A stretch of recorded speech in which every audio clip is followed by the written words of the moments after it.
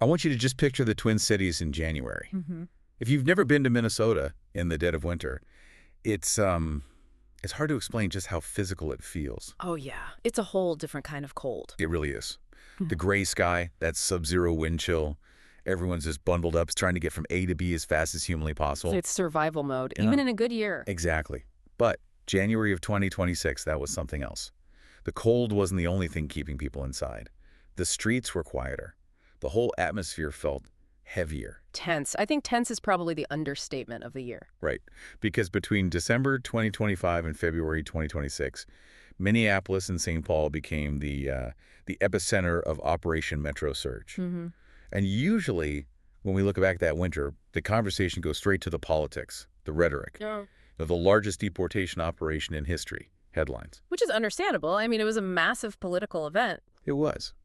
But we're not here to do that today. We're not doing the left versus right debate. We have a stack of sources here, and I mean a literal stack of paper, that tells a completely different story. We're looking at the paper trail. We were looking at the ledger. The mission for this deep dive is to basically perform a forensic audit of that winter. We want to answer a very specific question. Okay.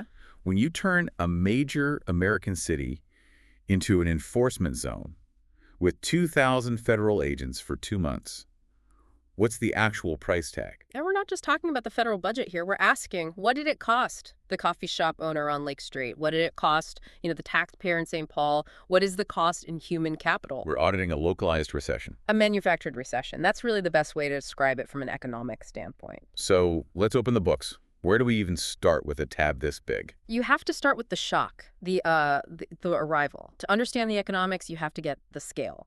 We're talking about roughly 3,000 federal agents, ICE, Border Patrol just descending on the Twin Cities. And just for context, that is a huge influx of personnel. It's massive. Now, forget the law enforcement part for just a second and think about market psychology.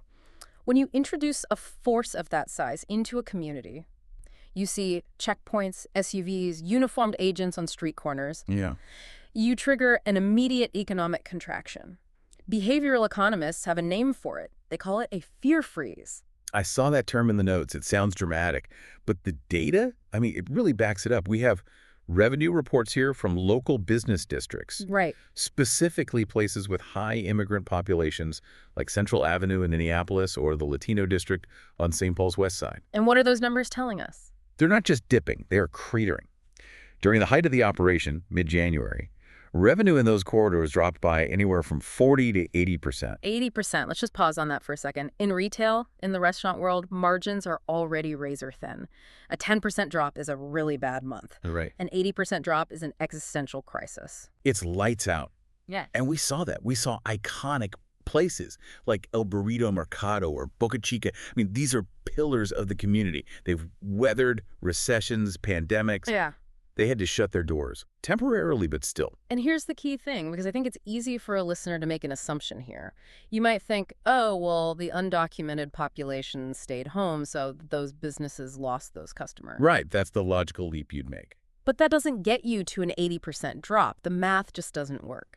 The data shows something much broader was happening. There's a quote in the source material from a business owner that really stuck with me. What'd they say? They said, and I'm quoting, "Even white U.S. citizens don't want to leave their houses." It's the ghost town effect. Exactly. Chaos is just bad for commerce. Uncertainty is the absolute enemy of spending. When the environment feels volatile, when you see flashing lights and arrests on your commute, the velocity of money just grinds to a halt. Everyone stops. Everyone stops spending. People go to work, they go home, and they lock the door. Is there a precedent for this? Because 80%, that sounds, I mean, incredibly high. We do. We actually have a solid benchmark. If you look at Orange County, California, between about 2018 and 2025, they had similar enforcement waves. Less concentrated, sure, but the pattern holds. Okay. The economic analysis there showed that a 20 to 25% drop in spending in immigrant neighborhoods translated to nearly $59 million in lost economic output in just 2 months. $59 million, and that was with only a 25% drop. Correct. So in the Twin Cities, we saw triple that decline in some areas. The multiplier effect is just massive. So if you do the napkin math here, Hmm. a small business pulls in, what, $1,000 a day? You cut that in half or worse across hundreds of businesses. You are vaporizing millions of dollars of local commerce every single week. That's money, not paying wages, not paying rent, not paying local sales tax. And here's the kicker, and this is a really crucial distinction from the COVID era. The lack of a safety net. Precisely. When the government mandated shutdowns for the pandemic, they eventually offered PPP loans, stimulus, grants. They acknowledged that government policy was causing the loss. Right. In this case, Operation Metro Surge was a government operation causing the loss, but there was zero compensation. So the government breaks the window, but the shopkeeper has to pay to fix it. That's essentially it. The losses were eaten entirely by the private sector in the Twin Cities. Okay, so that's the general economic malaise, the empty streets, the closed signs. But if we dig deeper into these sources, we find costs that are a bit more acute. We need to talk about what the reports call system errors. Yeah. This part of the research it's heavy. And when we say system errors, we're using a very clinical term for what are essentially civil rights violations. Right. From an auditing perspective, in any massive operation, you have an error rate. You know, if Amazon ships 1 million packages, some get lost. But when the operation is law enforcement, an error means you grab the wrong person. And in the U.S. legal system, grabbing the wrong person is incredibly expensive. Morally and financially, yes. Let's look at the Target incident, Richfield, January 8th. This story was all over local news, but the details in the report really paint a picture of chaos. This is just a prime example of operational inefficiency.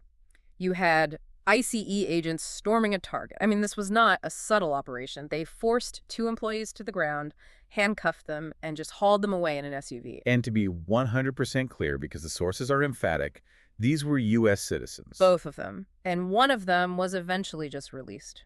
In a random parking lot, no charges filed. Dumped. I mean, just imagine that for a second. You're at work, you're scanning groceries or whatever, and suddenly you're thrown in a van, driven around, and then just left in a parking lot somewhere. It feels less like policing and more like a kidnapping. Well, that's where the liability comes from. You've got the immediate economic cost, lost work hours, the disruption to the store, but the real cost, the line item for our ledger, is the lawsuit, based on historical data for wrongful detainment, assault by federal agents. Settlements for this kind of thing often land in the mid-6 figures. Per person. Often, yeah, depending on the severity of the trauma. So that one error at Target, that one afternoon of bad intel, could cost the taxpayer $1 million in settlements. And it wasn't an isolated case. The sources highlight ChongLy Thao. Everyone called him Scott in St. Paul, January 19th. Right, a naturalized U.S. citizen. Agents broke down his door, no warrant. They pulled him out of his own home in his underwear, handcuffed him, and drove him to some remote processing location. Before they even checked his ID. That's an operational failure. They didn't verify who they had until after they had destroyed his property and violated his rights. He was held for over an hour. When they finally realized he was a citizen, they let him go. But, and the report notes this specifically, they left without apologizing, and without fixing the door, they kicked in. So you have property damage, unlawful imprisonment, trauma. It's a waste of resources on every conceivable level. You have highly paid federal agents spending hours detaining a citizen instead of doing their actual job. Then you have the future cost of the lawsuit. And then you have that trust deficit, which makes future policing in that neighborhood almost impossible. But those are the cases where people came home. We have to talk about the highest cost on this ledger, the human toll. Yes. This is the somber part of the audit. We had the shooting of Renee Nicole Good on January 7th and Alex Pretty on January 24th. Both U.S. citizens. Both U.S. citizens. Renee Nicole Good was 37. Alex Pretty was an ICU nurse, also 37. The nurse. That detail just stops you in your tracks. Yeah. Someone who spends their life saving other people. The Minnesota Attorney General cited these incidents in a formal report, calling them an unconstitutional drain on state and local resources. Which, that sounds cold. Calling a death a drain on resources. Does. It sounds incredibly detached. But in the context of a forensic audit, he's correct. These reckless and aggressive tactics, as he described them, represent a catastrophic operational failure. When the state takes a life, especially a citizen's life in a wrongful engagement, the liability is just massive. We are talking millions in potential settlements. So let's recap. You've got the business collapse, the 80% revenue drops. You have settlements coming for wrongful detention. You have this massive liability for these tragic deaths. I mean, when you push a community this hard, They push back. they push back. But the response in the Twin Cities wasn't just marching. It was an economic countermove. It absolutely was. We saw the rise of the Day of Truth and Freedom on January 23rd, 2026. This is the general strike. Essentially, yeah. Over 700 small businesses closed their doors voluntarily. Unions, faith groups, educators, they all joined in. It was a coordinated economic blackout. Which is so ironic, right? The community imposes its own economic halt to protest the involuntary economic halt from the raids. It's a very powerful signal. They marched on Target's headquarters, making it a symbolic site. But what's really fascinating to me as we look at the hidden economy of all this is the shadow workforce that just appeared. I mean, the volunteers. Right. We tend to think of volunteering as free, but it's not. In economics, time is money. Human capital has real value. And during the surge, you had these rapid response networks springing up. You had people acting as border watchers, patrolling streets to warn their neighbors, legal observers documenting arrests. Like Patty O'Keefe. She's mentioned in the filings, a legal observer. Exactly. She was out there trying to make sure rights were respected. She had her car windows smashed and was pepper sprayed by agents for her trouble. So she's spending her own time and resources to monitor the government, and she ends up becoming a victim herself. And think about the valuation there. If you value that volunteer labor conservatively, say $30 to $35 an hour, which is pretty standard, and you have hundreds of people doing this for weeks, the community is spending hundreds of thousands of dollars in labor value just to mitigate the surge. That's time and money that could have been spent on their actual jobs or with their families. Exactly. It's a huge diversion of human capital. Instead of working to grow the economy, the community is forced to spend its energy policing the police. That's a net loss for the entire city's productivity. Okay, so we've looked at the private sector losses, the victims of these system errors, the community costs. We have to flip the page. The literal bill for the operation itself. How much did Operation Metro Surge cost to run? The North Star Policy Action Group did a really deep analysis of this. Their estimate for the federal burn rate was at least $18 million a week. $18 million a week. At least. You've got 3,000 agents. You have to account for per diems, lodging, travel, hazard pay, equipment, fuel for all those SUVs. It adds up incredibly fast. Now, to play devil's advocate for a second, some of that money is spent locally, right?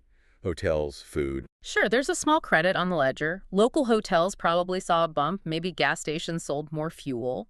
But you have to weigh a few million in hotel receipts against the massive contraction of the entire broader economy. It feels like pennies on the dollar. It's the classic broken window fallacy. You don't destroy a city's commerce just to give a little extra business to a hotel chain. And remember, that $18 million, that's our tax money. It's federal tax money being spent to actively stifle a local economy. And it's not just federal money, is it? Because when the feds come to town, local police have to deal with the fallout. That's the double hit for the Twin Cities taxpayer. You pay federal taxes for the agents, then you pay local taxes for the cleanup. The overtime numbers for the local police are just, they're wild. Staggering. The Minneapolis Police Department spent $3 million in overtime in just 12 days. From January 7th to the 18th, just managing the chaos. $3 million in less than 2 weeks. And St. Paul spent nearly $190,000. So what does that mean for you, the listener, living in Minneapolis? Why should you care about police overtime? Because of opportunity cost. Budgets are finite. That is $3 million. That is not fixing potholes on I-94. It's not going to libraries. It's not going to normal public safety. It was spent solely to manage the friction of a federal operation. The police chief even said his force was overstretched just trying to manage this chaos. It creates a vulnerability. If your police are all tied up managing protests and raid fallout, they aren't responding to other calls. From an efficiency standpoint, it's a massive misallocation of resources. So let's try to summarize this ledger. Let's recap the balance sheet for the Twin Cities for that winter. Okay, let's look at the debits, the costs. You have a 40 to 80% revenue loss for small businesses. You have millions in local police overtime gone from city coffers. You have a federal spend of roughly $18 million a week. And the unquantifiable but massive costs of trauma, legal battles, and the loss of life from the wrongful detentions and shootings of U.S. citizens. Correct. And on the credit side, it's minimal, some temporary hotel revenue, a few extra takeout orders for the agents. It doesn't balance. It's not even close. And does it just bounce back? The operation ended in February. Yeah. Agents left. Does the economy just snap back to normal? That is the big question. We have to look at the long tail, and we can look back at the Postville, Iowa raid in 2008 as a kind of precedent. That was that huge raid at the meatpacking plant. It was, and after that raid, the local economy in Postville didn't just dip, it shrank by 20%. And it took over a decade to recover. A decade. The trust deficit is a very real economic factor.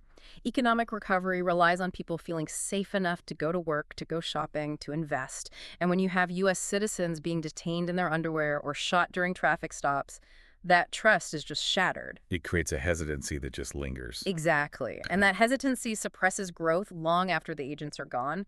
It's much, much harder to rebuild trust than it is to fix a broken door. You know, we started this by promising an audit, not a political debate.